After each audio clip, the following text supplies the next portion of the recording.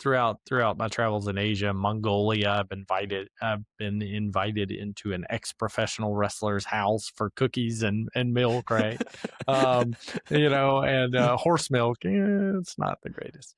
Oh my gosh. Um, but and places like Jordan and Egypt and some of those places, I've been invited into people's homes for amazing tea, right? And just walking down the street and somebody goes, "Hey, brother, come have tea with me." It's like, how often would we do that, or would we do that here in the United States? We absolutely would not do that. Right. You see somebody walking you down your street and you're like reporting them on the neighborhood group, like, I don't recognize this person. You're on Facebook, like, who's this guy walking down our street? Right? Yeah. So Should we do that, Craig? Should we be that way more? I mean, yeah, I think that we've been taught to like fear the world, right? We've been taught to fear people, and realistically, honestly, we would get way more positive out of it than we would ever get negative. I'm sure of that. it is incredible how many people today travel internationally. Never before has it been easier to visit a country with high rates of poverty, learn about local ministries, and build relationships with people from different cultures. In our hyper-globalized world, relationships can be started in person and maintained on digital platforms. As more and more global connections are formed, what can we learn from the global church that can impact our discipleship back in America? Today on the show, I speak with Craig Alsup, a former therapist and the Associate Director for Asia for the global ministry Manna Worldwide. Manna Worldwide has projects in 42 countries around the world and hosts many short-term mission trips every year. In this wide-ranging conversation, Craig and I talk about what we can learn from the global church, the value and limitations of short-term missions, and how to think about children's homes versus family-based care. Join me for a conversation about discipleship and connection in a globalized world. If you are listening to this podcast, this is your show. So as always, please send me your thoughts, questions, and suggestions at brianwithnye@simplecharity.org. And if the show is helpful, please click a 5-star rating in your podcast app. Click like and subscribe. Those little actions help out our show a lot to get the show out to more listeners. I'm Brian Grosso. Welcome to the Simple Charity Podcast, a show about learning to love generously like Jesus. I'm so glad you're with us today.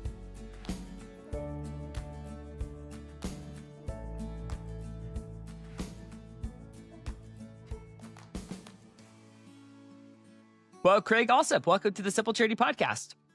Hey, thanks, man. Thanks for having me. Craig, what are you grateful for today? I am grateful to be home.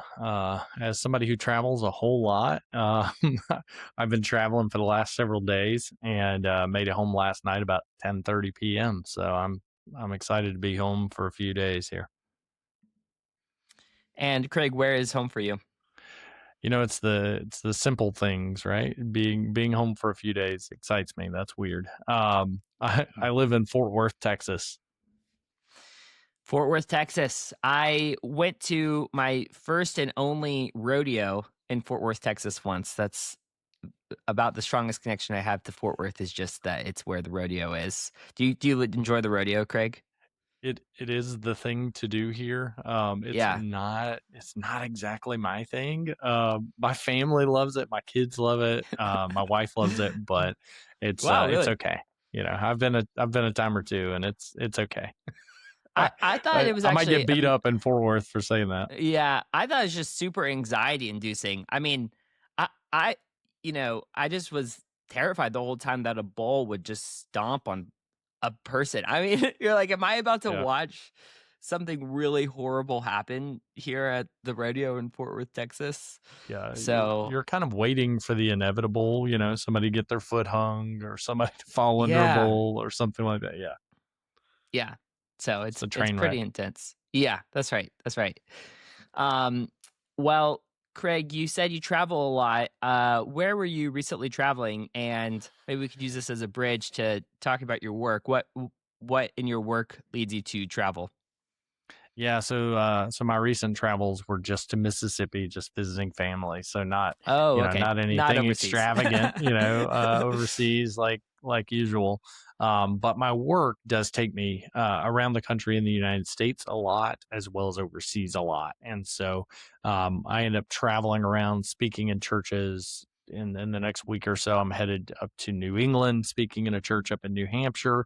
I've been in churches from literally sea to shining sea and everywhere in between. And do that throughout the year to kind of connect those churches with what we do. And then I lead mission teams back and forth to various countries. So mostly throughout Asia. But I did recently come back from a Nepal, India trip. I had one day at home, and then I went to Panama for 8 days, leading a completely different mission team. And then, yeah, so a lot of bouncing around, a lot of moving around, moving pieces, right? Yeah. So you work for Manna Worldwide. Can you give me an overview of Manna Worldwide and kind of the scope of this organization, and what you do? Sure. Yeah. Manna Worldwide was founded in 2001 by a missionary to the Philippines who basically saw a gap and a need for missionaries where they were getting to the field. They were realizing that the needs around them and their community, especially for kids and families, were much greater than they ever imagined before they got there. They were seeing, kids with no shoes on their feet, no education, and no food in their bellies, and they were like, man, we should like do something about this. And so then they did. And Manna was founded as a way to keep those missionaries from having sort of one foot in the Philippines or one foot in Kenya or one foot in Panama and still have to have one foot back in the United States to raise more Mm, money for the projects that they were seeing a need for.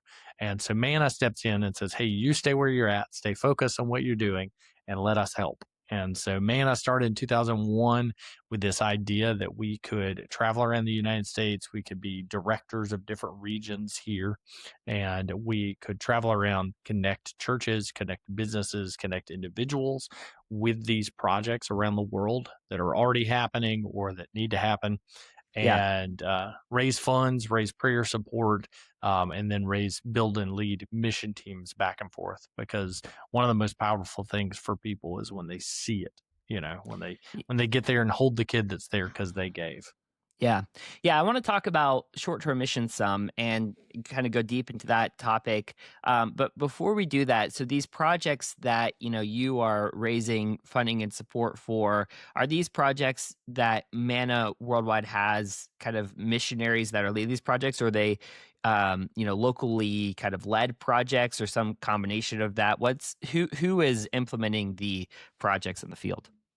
Yeah, so 25 years ago when we were founded, Bruce originally, he's connected with missionaries, right? That's who he knew. And so for the first several projects, it was a missionary that he already knew. He knew they were doing good work.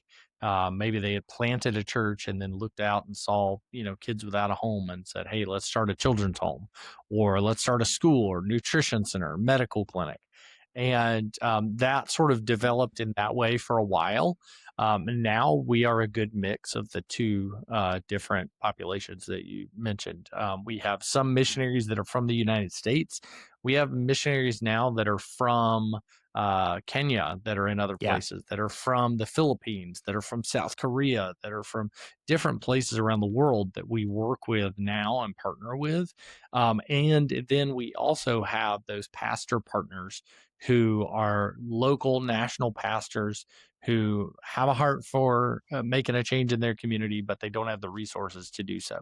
And so Yep. the first several of those, and most of those still today, are referred to us by somebody we already work with. So there's sort of a pre-vetting process there.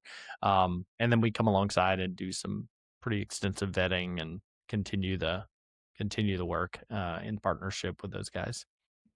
Yeah, it's so wonderfully complex. I I think a lot of Christian missions in the world today are a lot more complex than maybe some folks just kind of in the Christian suburbs. Like I live in the heart of the Christian suburbs, north of Atlanta, and like we realize, maybe people are aware of this, but in my time in Kenya, I was shocked by how many South Korean missionaries were in Africa.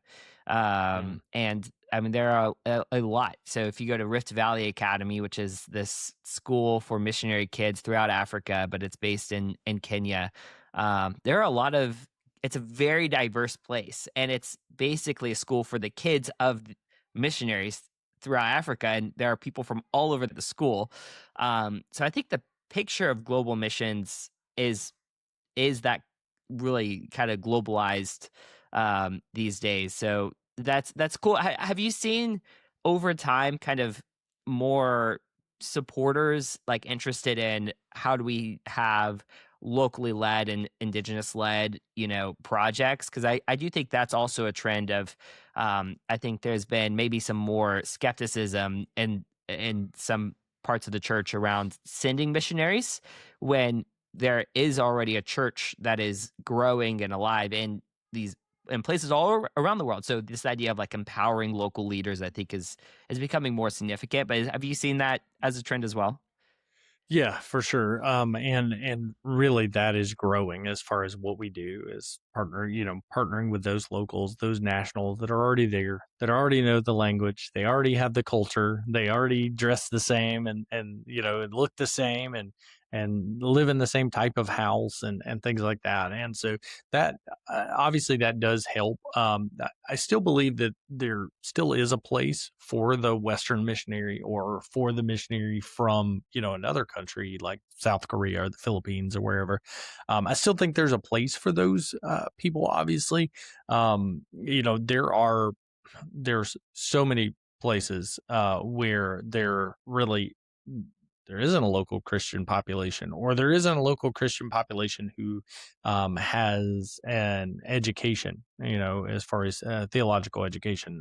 We see it all the time where we have friends and people that we know who are like, I want to start a church. And you're like, okay, but you just became Christian, right?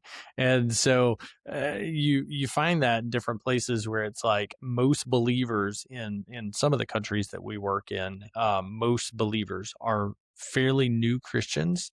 Um, I hesitate to call them like baby Christians, which I've heard people say, because some of these folks, man, you dig into their lives and their stories, and you go, man, they've got it, they've got more things right than I do, I mean, and I have the benefit of being in the West and having all the tools and stuff that we have, but a lot of these guys, their faith A- is just and incredible. the challenges of being in the West and Yeah, all of the that too, temptations that we have, so I, that too, you know, I, distractions. just absolutely, I think, yeah, I think there's a pretty strong case to make. I think people have this experience. You talked about short-term missions and what people, I think when people, especially when they first travel overseas and experience the global church, maybe in a low income setting or maybe in, I think people from the West are often shocked at the vibrancy of faith, the way that people in the global church practice spiritual disciplines.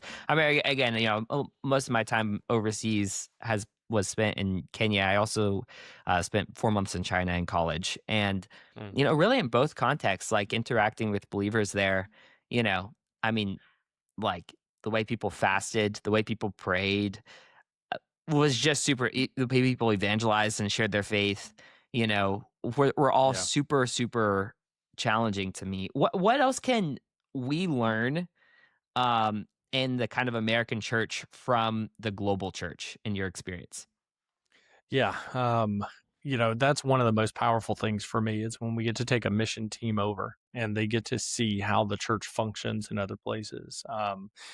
Most of the places that I work are fairly impoverished, South Asian kind of places. And they don't have all the fancy bells and whistles, and they don't have all the fancy instruments and lights and sound effects and all that stuff. And I'm totally not against all of that, honestly. It's okay, but I think when the American church sees, when the American church member sees some of that and sees people coming, who have walked there, people coming, even though it may cause problems in their social life and their families. I believe that. and that changes something in your, in your outlook of sort of what Christianity is and what it really looks like. We see, people's eyes opened to the needs of people around the world, but also the needs of people in their community when they come, and the ability for people to get along, to love one another, even though they don't like look like me, talk like me. They don't, their political beliefs aren't the same as me, whatever, right? Um, I find people that is a big light, that sort of, light bulb moment that kind of goes off for people, is they go, wait a minute, like how do they have nothing, in the way of like the physical stuff that we have, but they have so much spiritually to offer. And so I tend to believe, and maybe it's kind of I think I heard David Platt or somebody say at one time, that, maybe we've been blessed with financial resources beyond any people group ever on the face of the planet, Yeah, uh, undeniably. Yeah. for a reason, right? Yeah, Because yeah, that's yeah, yeah. that's so much of what we have to give, is being able to finance this work and these projects, and these things that need to happen around the world so desperately. Yeah. But my take is that what they give us back is far more, far more valuable, Yeah. in that we see their faith, we see the way they live it out, the way they fast and pray and, Yeah. give even, and the way they go to their neighbor. And so, I think that we in the West and in the United States need a whole lot more of what especially the Asian African church has. Yeah. Um, and they need some financial support from us, and we need a whole lot of Jesus like they have. Yeah. That's good, Craig. Have you come across any, you know, folks talking about the Harvard and Baylor flourishing study that came out? I think it was last year. So Harvard has this Institute on Human Flourishing, and it's actually led by a believer, which is cool, named Tyler Vanderweel. So they partnered up with Baylor and did this global study on human flourishing and like which countries are flourishing the most in a comprehensive. Have you come across that data or anything yet?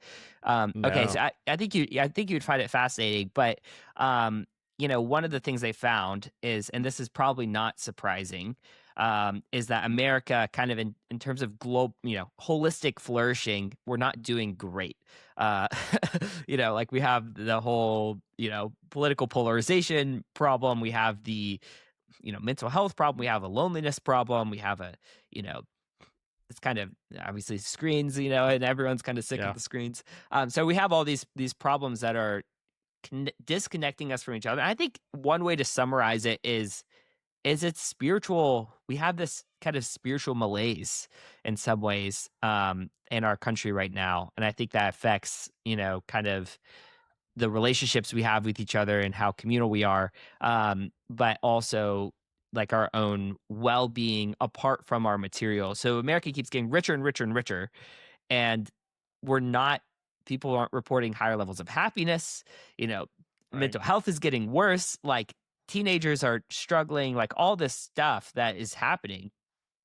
And one of the fascinating things about the study was they said the country with the highest levels of holistic flourishing, I think it was Indonesia. Um, and so I think it just echoes what you're just saying of all we have to learn and can learn from other cultures. I think about hospitality as like one of the biggest lessons, Yeah.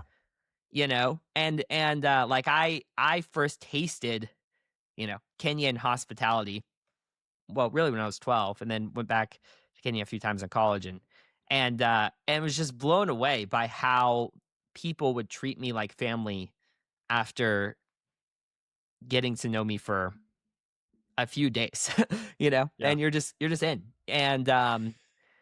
And it just stirred in me this like deep desire of like, how do we have that in America? Like, how do you build that? And it feels like in the States to try to live that out, you're like swimming upstream in some ways. But I think like the biblical call to hospitality and like Jesus like came eating and drinking and like just eating meals with people and hanging out was a lot of Jesus's ministry. Um, Yeah. so yeah. So, anyways, it's not a question at the end of this, Craig. It's just a series of thoughts. Yeah, 100%. I actually have experienced so much of that, right? Yeah. Like you said, Yeah. in Indonesia, throughout my travels in Asia, Mongolia, I've been invited into an ex-professional wrestler's house for cookies and milk, right? Um, and horse milk, it's not the greatest. Oh my gosh. Um, but and places like Jordan and Egypt and some of those places, I've been invited into people's homes for amazing tea, right? And just walking down the street and somebody goes, "Hey, brother, come have tea with me." It's like, how often would we do that, or would we do that here in the United States? We absolutely would not do that. Right. You see somebody walking you down your street and you're like reporting them on the neighborhood group, like, I don't recognize this person. You're on Facebook, like, who's this guy walking down our street? Right. Yeah. Yeah. Yeah. So Should we do that, Craig? Should we be that way I, more? I mean, yeah, I think that we've been taught to like fear of the world, right? We've been taught yeah. to fear people, and realistically, honestly, we would get way more positive out of it than we would ever get negative. I'm sure of that. And so, I think we should be, honestly, I think we should be more open to chat with people and to invite people in to get to be a part of people's lives and let them in on ours. I think that solves a lot of those problems that you mentioned from the study. Honestly, is uh, a lot of the issues that we deal with are loneliness and loneliness factors, right? Yeah. And there you go. Turns out there are a lot of people around you. You just have to quit shutting them out. Yeah. It drives me crazy thinking about this problem because I think human beings have actual like social needs. Like I think it is impossible to flourish without communion. I think that's because we're made in the image of a God who is a community of persons, like Right. like we have this really crazy theology of God as Father, Son, and Holy Spirit. And this idea of like human beings have this wiring for community. But it drives me crazy thinking about, myself and I've had seasons of, loneliness, obviously, and we all went through COVID, Yeah. but thinking about people feeling lonely and like they have this need for community and living next door to each other. And and just not doing the thing, just not like, hey, come over Yeah. for a barbecue or whatever. Um, and yeah, it's we don't have those norms, so you do have to innovate. I feel like to break Yeah. out of, yeah, Well, and you have to make it purposeful too, right? Here in Fort Worth, we have something called Lone Star Dads, right? It sounds very Texas, right? So Lone Star Dads, it's this group of there's now like 4,200 dads in this Facebook group, right? And probably about 1,200 dads right now on an app, the Dad Tribes app, right? And it's this whole idea of like dads, they grow up, they get married, they have a family, and then they just put their head down and work for the next 40, 50 years, right? But we're not supposed to live that way. like that's not supposed to be our lives. Like we're supposed to have some family time, and we're supposed to have some time with other people, right? And so many dads lack that. And so I do some stuff with the chapter here in Fort Worth to try to like get dads active and try to, I'm hosting a coffee meetup tomorrow morning, and we do business masterminds and coffee meetups, and go out shooting and all kinds of different things, right? um but all with the idea that like we have to like help to facilitate this because people aren't doing it otherwise. So yeah, it's a sad part of sort of who we are and what we tend towards is we tend towards isolation. hmm It's not yeah, healthy. absolutely. Hi, my name is Melissa, and I serve as a Simple Charity philanthropic advisor to individuals, couples, families, foundations, and family offices in the Raleigh-Durham, Chapel Hill area of North Carolina, but also to clients around the country.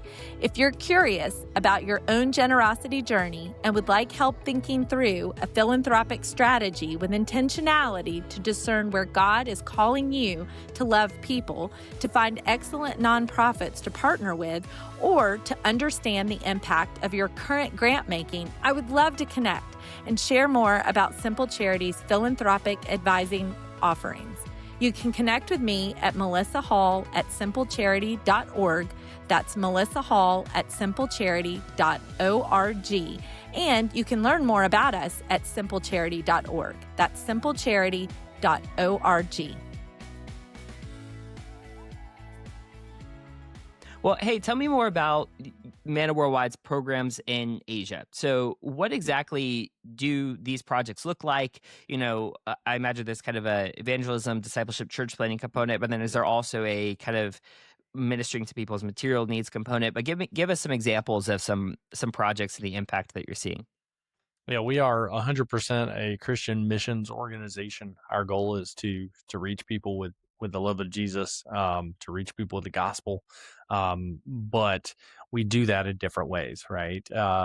When Bruce went over in 2000, in the 1990s to the Philippines, it was kind of this idea of like, if you build it, they will come, right? Start a church and then people will like magically show up. And they sort of didn't, until they started loving on their community. They started putting shoes on kids' feet and helping them with education and putting food in their bellies. And turns out that a lot of people can't hear the gospel over their stomach growling, right?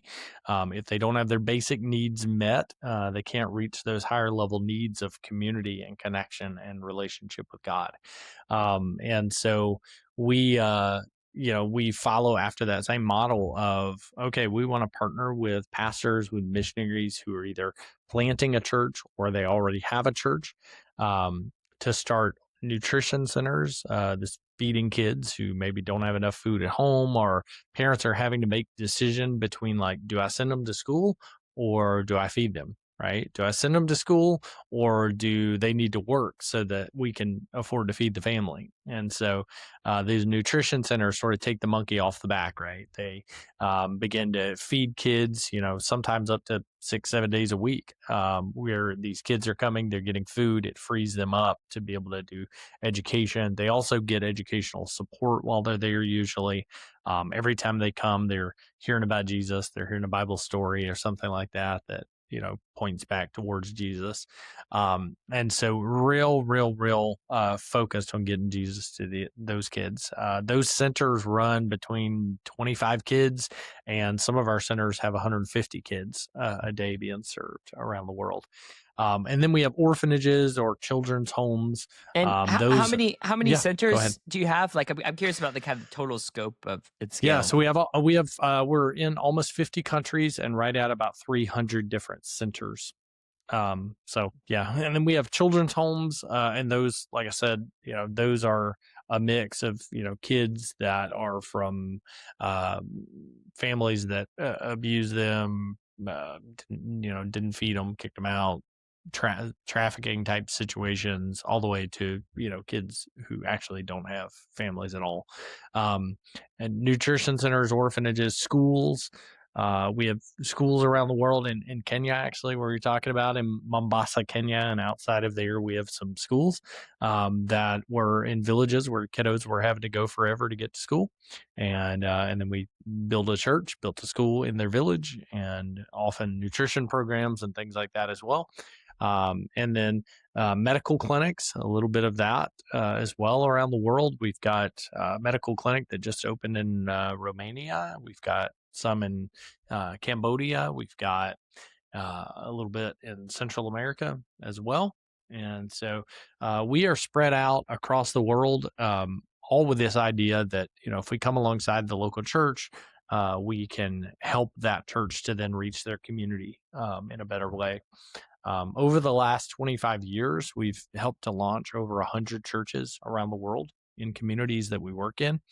And so, like I said, it's not necessarily, you know, it's not always that there's an established church, an established church body and all that stuff. It's great when that is the case, because it makes it a lot easier. But often, like we just did in Nepal about a month ago, we launched a church and a nutrition center at the same time that, just connects with the community. So when you say church, like, is it a kind of, what we would think of as a traditional church, like a brick and mortar church? So there's a number of ministries that do, you know, a methodology called church planting movements, or CPM, or disciple making movements, DMM, and that define church as kind of like any gathering of three or more believers in a place. And maybe it's not even that low of a bar. Sometimes it's more. But when you say 100 churches, you mean kind of brick and mortar, you know, pastor, what we would think of as a church in America. Yeah, it tends to be what we would think of as church in America. I mean, it tends to be brick and mortar, churches that are reaching the community, that are there, stable, growing. A lot of them, like, start out as very small, obviously. And a lot of them start out in a rented space, or in the case of, some of our Asian and African churches, they, start under a tree, right? And it's not really like there's not a building. It's just like, hey, we're going to start under a tree and sit on the ground, and somebody's going to teach. And so, some of them start a little less, structured than others. But it depends it depends so much on the culture, On the context. the context of where we are, and what sort of is the natural flow of things there. Our goal is not to sort of push a Western or an American ideal of this is what a church looks like, or this is what an orphanage should look like even.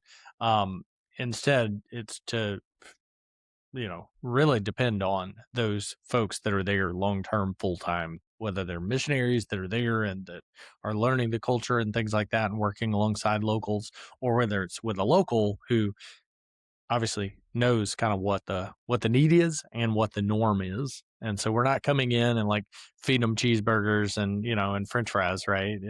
It's the local food, it's the local flavor, it's the local context. It's not trying to overbuild to make it more American. Yeah.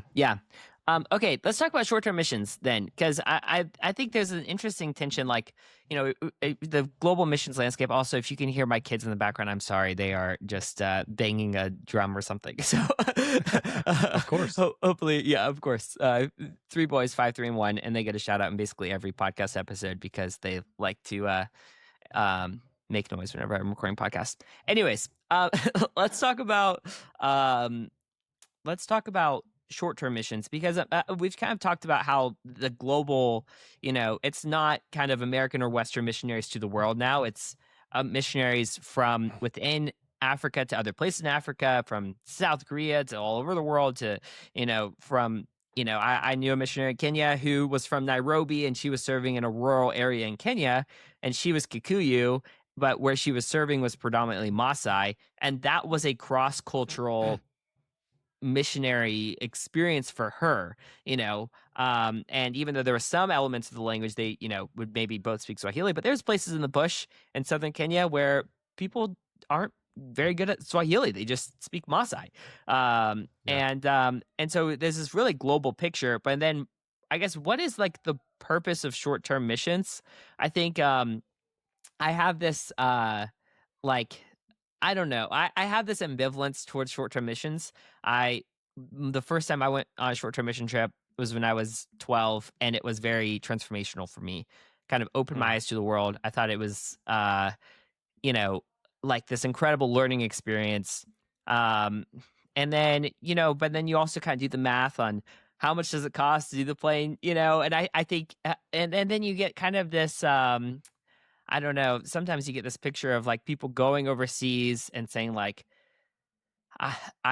we're helping these kids. We're doing this great and wonderful thing. This is like the way we are obeying what God calls us to do when he says to care for the least of these is by going on this short-term mission trip maybe every few years.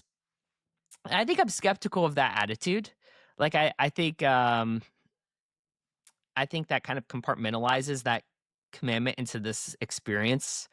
And I also don't know how helpful it is actually to the people there. Like I think short-term Yeah. missions are great for the people who go and can lead to these global relationships and bridges that, like to go on a trip and learn and then give significant amounts of money to Manna Worldwide to help you guys in a way that's professional and intentional implement programs makes sense to me. Um, and feel free to push back into this, but how do you think about short-term mission trips? Yeah, yeah, I definitely feel you on all that, right? And so read the books and listen to the pundits speak, and like some of that definitely has some truth to it, right? I don't think that we need to sort of expect to change the world if we're going on a 7-day trip, right? I don't think that generally speaking, most of our short-term mission teams can expect to get there and, that place that they went to is never the same again, right, after they leave. And now there may be a few of us that are capable of pulling those kinds of things off, right? But not generally speaking. And so, but I do believe there's a lot of usefulness in the short-term trip. You mentioned that it is useful for the people who go. I think that is a really, really big part of it and needs not be, downplayed because somebody goes on a short-term mission trip, they, Jesus grabs their heart for that. We've seen that happen time and time again with Manna. Even some of our current directors at Manna went on a short-term mission trip when they were younger, fell in love with the gospel and getting the gospel to people, and fell in love with serving people. And now here they are doing it full time as a missionary, serving people around the world. Right. And so, I think that I wish those numbers were higher. I wish more people would grab hold of it. But there's a lady named Sherry that I took on a trip, 6 or 8 years ago, and short-term mission trip. She said she always wanted to go on a mission trip, but then she was in the military and she couldn't go for a long time. And she told God, "Hey, if you ever let me retire from the military and I've got a little extra money, I'm going to start going on mission trips." Right. And so at like 60 years old, she went on her first mission trip with us and went to Nepal and met a family there, actually a Pakistani refugee family there, just connected with his family, fell in love with the parents, the kids, everybody, um, and has stayed connected with that family for all these years. Has gone back every year to serve them. She takes them stuff and they give her stuff. Right? She's created this incredible friendship and relationship with these people that don't look like her, don't talk like her, different culture, everything, right, on the literal other side of the planet. That has made her life as a believer better. That's made her relationship with God better, and I would say has done the same to this family, right? Further connected them with the gospel and further rooted them in the church and further connected them with this idea that we should go and serve others no matter where it is and no matter what time, what stage of life we're in. Right. That same lady has connected with multiple of our different leaders in Nepal and their families, has been able to support them financially, has been able to pray for them for all these years. And so I think and I probably could tell you like 100 stories like that, right? Where somebody goes and they latch onto somebody. There are kids right now around the world that are in university and getting to go to university because of me taking, or, because of us, Manna Worldwide, taking people on a short-term mission trip. Somebody connects with a kid, They decide to sponsor, they decide to, support the project that they're in. And then one day when it's time for them to go to university, they have the ability to do that. And so, um, there's a lot to it, right? I've got this guy named Pastor Bob. We just always call him Pastor Bob. He's a pastor. He was a pastor for a long time, and then he now just does ministry to like nursing homes in New England. And shout out to Pastor Bob. Um, but he went on a trip with us years ago and connected with kids. And he will message me every now and then. He'll be like, "Man, you'll never believe the great questions that Kripa messages me all the time, asking about this or that aspect of the faith. You'll never believe what Ajay messaged me and asked me about the book of Revelation, or whatever, right?" And so we have people that go who develop long-term relationships and connections that help both sides to thrive. And so, and like you mentioned, man, like a lot of people, our biggest donors are all people pretty much who have gone on trips with us, fell in love with the project, and then said, we gotta get involved. And so they become big donors. Yeah.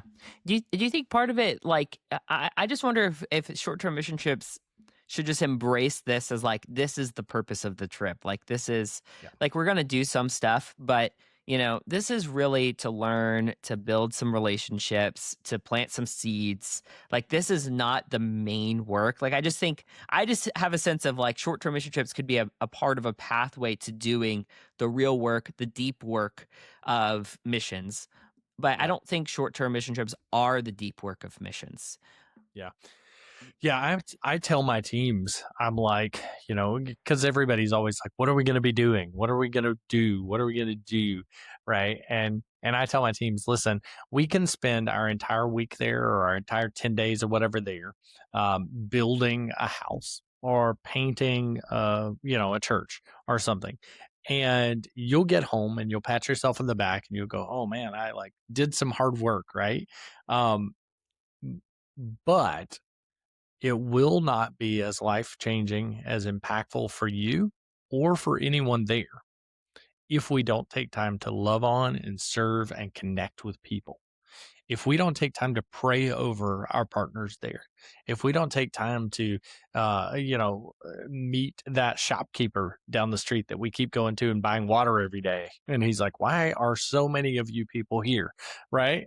If we don't take time to connect with those people, build a relationship, and stay connected, then we've missed out, and we've probably missed the point. And so I tell my Yeah. teams, man, the point for me. So I was a therapist in a previous life before I started this. Oh, really? That's interesting. Yeah, I was a therapist, and so I think that way, right? And so I tell my teams the point of me taking you there is so that you will connect with some people, Yeah. and you'll stay connected with them, and they will impact your life forever, and you'll impact their life forever. Hmm. It's kind of like, Yeah. I go ahead I and love lay it. it I out like there. that, Craig. Yeah, I like that. And I mean, I still think about people I made a connection with when I was 12 in Kenya. Like, and that I mean Yeah. some of those relationships changed the trajectory of my life, and that's not an understatement. But I also think about a short-term mission trip I took to Johannesburg one time when I was in college, and we were basically doing evangelism, sharing the gospel with a primarily Muslim um, community within Johannesburg, South Africa. And I remember going around a mall, and we were there mostly just like talk to people and pray for them and tell them about Jesus. And I went into this little store that said the store was like called like USA something or something or other. It had an American flag on it. And there was this like Muslim woman who was running the store. And I walked in and I said hello to her, um and she said, are you with the church in North Carolina? I think she knew that I lived in North Carolina at the time. She's like, she knew exactly who I was. And I was like, oh yeah, like, and she was like, oh, well, we have, there are people from your church who come here a lot, because I guess you just wandered to the thing that says America, That's funny. and I just said, you know, "Oh, well, do they ever buy anything?" And she said, "No." And I was like, I'm gonna buy some sweatpants. Yeah. And and I spent, I don't know, they were expensive too. They're like 40 or $50. I thought they would be cheap, and I was like, oh gosh. But I just felt like, you know, like here we are, all these Americans wandering into the store, these rich American college kids, and like asking this Yep. woman if we can pray for her, and we never buy anything at her store. I don't know. It rubbed me the wrong way, She's like, "What I need is a sale. That's what I yeah, need." exactly. Exactly. Like I just am I don't I didn't get the sense that that she would be having this positive impression Yeah. of Yeah. Jesus by people kind of like interrupting her while she works and not actually buying anything. Yeah. Um I don't know. Yeah, for sure. Yeah. So yeah. Well, and I think that speaks out across, different scenarios, right? Like buy into their lives. Don't Yeah. just like don't just show up and like I don't know, it's kind of like the street preacher thing, right? It's like don't just show up and scream at me about Jesus, or don't just show up and like tell me some things about Jesus and then walk away as if I'm supposed to, care about that at all, right? You got to get into people's lives. You got to get connected with people in order to be able to share Jesus in a real believable way. Yeah. Yeah. Yeah, I think that's right. I want to talk about kids some. So there's a group called the Orphan Myth. I don't know if you've come across them. That is uh, trying to raise awareness around why family based care is better than children's homes. Okay. And I actually don't find their arguments completely convincing. I would love to have them on the podcast to talk about this. But basically it feels something like this campaign against children's homes. Mm. Um, and the idea that like kids need to be in families, not in children's homes. Um, I'm curious to just get your thoughts on this. I'll let you keep thinking for a minute while I share another little piece of Yeah. information why I don't find their arguments completely convincing. So I studied global health in college at Duke, and I took a class with a professor who did this massive longitudinal study on orphans around the world. So she tracked, it was the largest ever study on orphans and their outcomes around the world. It was like 5 different countries, thousands of kids. She followed them for 15 years. And some of them were in family-based care settings, some versions of foster care or, different countries' version of that, or some of them were in, what we would call orphanages or children's homes. And what she found was that the primary determining factor of these kids' outcomes was not what kind of institution they were in or whether they were in an institution.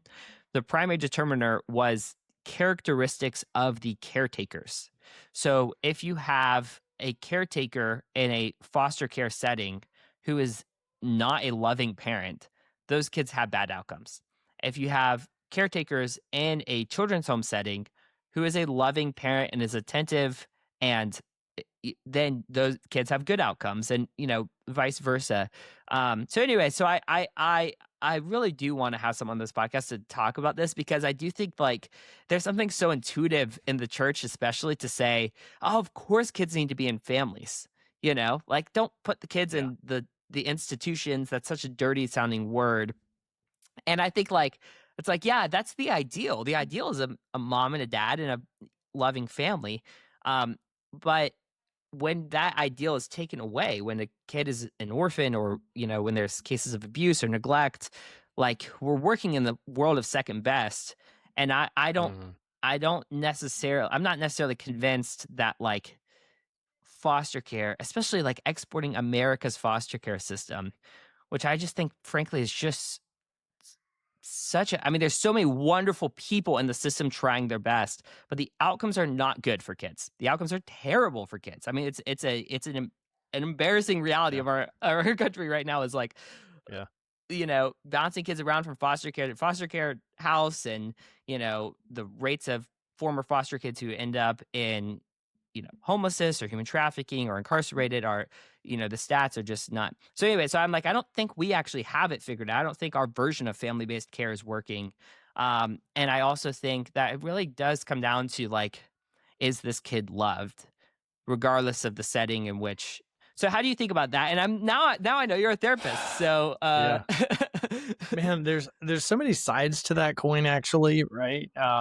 There are people who say family-based care, there, foster care. There are people who are proponents of basically no matter what, trying to place them with a family member. yeah, There, and then there are people who are okay with, the institution, the orphanage type setting, right? I think I fall somewhere in the middle of all of that, honestly. Um, yeah, we see time and again that, for lack of a better way of saying it, the apple doesn't fall far from the tree sometimes. And so when we've seen kids taken out of our children's homes around the world, and placed back with a family member, an aunt, an uncle, whatever, um, often those are not great outcomes either, right, right? Like right. often, I'm thinking of one little boy that came to us because he was very malnourished. He was not being fed by his family. His parents basically had too many kids and couldn't afford to feed him as the youngest, smallest one. And he was just going by the wayside. And he came to us and then was taken back from us and placed with a family member who also then abused him and didn't feed him appropriately. And then came to us again. And now he's forever stunted mentally, physically by the fact that his formative years were so back and forth with nutrition. And you go, would he have been better off if he just stayed with us the whole time? Probably. Would it have made the people happy that are like, never an orphanage, only stay with a family? No, it would not have made them happy. But looking at the outcome, the kid would have been better off, right? And then you look at like, okay, the people who want, they believe in this perfect world, right? It's kind of like socialism, right? If you, I won't get too deep, but No, feel free, if feel free. if you believe that system actually works, then you're probably like living in a world that doesn't exist, right? I mean, if everybody just didn't care how hard anybody else worked and everybody wanted to share everything anyway, yeah, it'd work great. The problem is we're all people and that doesn't work. And so it's kind of the same situation with like people want to take and go, well, they need to be in family homes. Well, okay, what if in most of the countries that I work in, many of the countries that I work in, um, there's a cultural unwritten rule that says I will not take care of another man's child. What if there are not families lining up to say, yeah, I'll take these kids in? Um, then what do you do with them? Do you just leave them on the street because big bad orphanage, or do you put them in a place with, like you said, with great caregivers, with loving caregivers, with people who care about their education, their upbringing, making sure that they know about Jesus and making sure they got, a roof over their heads and food in their bellies? I'm going to take that over the streets any day, right? Yeah, And I so, you just, no matter which way you go, I think you're going to have some people that are anti, right, that are against it. yeah, But like you said, I used to be a therapist. At one time, I worked within the system, working with and going into homes of foster care providers, and I can tell you that fairly large percentage of the homes that I went into were obviously there for a check. They were they were getting money from the state to right, take care of a child that they were not then spending on the child. yeah, Um, and so that was just one person's experience, obviously. So other people may, yeah. have a better experience with that. Well, I think we have to listen from the ground up on this issue too. I think that experience really matters, and I don't think I don't think you're the only person who has had that experience who's had touch points in the foster care system in America. But I also think about experiences I've had visiting children's homes around the world that were super well run, this incredible family-like feeling Mm-hmm. an environment where kids are clearly loved apart, they have a place to come back to in college and beyond, and Yeah. just thinking, I don't think these places should be shut down. And I think with this kind of I don't know, it just feels like the listening from the ground up has it been too deep in the wholesale critique of if it's a home, if it's a children's home, if there's more than 10 kids or something in a place, it's bad. Like Yeah. I don't, and I'm sure you have experience as well with Manna of children's homes that um children at least really seem to be doing very well. Yeah. And the Yeah. caretakers are amazing. I mean, I know a children's home in Kenya where the two people who run it are, you know, both have PhDs, and they, they have 31 kids. So it's a lot of kids. But I mean, it really feels like a family, and there's a couple of full time Yeah. caretakers and that kind of thing. Everyone in the children's home is a double orphan. They verify that, and there's also this concern of like our kids who are not actually orphans ending up in these children's homes because of poverty, where mom says I can't take care of this kid. I'm just going to drop him off at the children's home, and I think even the response to that of saying, okay, let's say that is happening, is the solution then take the kid out of the home, put them back in with the family that where the mom can't take care of them and is in poverty? Like, Right. is that a better? I mean, obviously, that's a horrible Yeah. choice. I Yeah. just It's a terrible I choice. don't think there's a simplistic. I don't think there's a simple um response to this. I don't think Christians personally. I don't think Christians should just be anti children's home. And Right. Yeah. And you go ahead. mentioned, yeah, like taking the child and putting them back with a parent, right, who's in poverty, like that. Yeah, that's great, right? If the parent will then actually take care of them, if given the resources to do so, or if supported to do so. There are a lot of situations where that is not the case, where this parent is not going to care for the kid. It wouldn't matter, and in a lot of the places I work, literally you could send them $200 a month, and that would change everything. On paper, that would change everything as far as them being able to, feed the kid and clothe them and put them in school, right? But that does not mean that they will actually do it. There's a lot of cultural issues, the reasons behind that. There's a lot of, familial issues that come up. But, there's just because you support a family to be able to do better doesn't mean they actually do better. Right. And we see that in the United States too. Yeah. Well, Craig, this has been a conversation that has been kind of all over the place in a good way. I like it. And I think in some ways it reflects Manna Worldwide's work of working in many different countries with many different kinds of programs. But as we're starting to come to a close, I'm curious about if there's people who are listening to this and want to get involved in Manna Worldwide, maybe to go on a trip and see your work, maybe to give. What kind of are ways that people can get involved in the work of Manna Worldwide? Yeah, if you've heard anything here today about our mission focus to rescue children from the grip of poverty, if you've heard about our mission trips and kind of some of the reasons behind why you should go, I think everyone should go at least once or twice. Um, if you want to get involved by giving, by praying, by going on a trip, if you just want to ask me further questions and clarifications about something I said today, definitely reach out to me. My email address is c.alsup, that's c.alsup at mannaworldwide.com. And feel free to email me, just c.alsup at mannaworldwide.com. You can also jump on our website. It's just mannaworldwide.com. You can find information about mission trips upcoming. You can find ways to give. You can, you can find out all kinds of information about our projects and the work that we do around the world. And then shoot me any questions that you have. I'd love to talk with you and further connect. So, just mannaworldwide.com and let me know.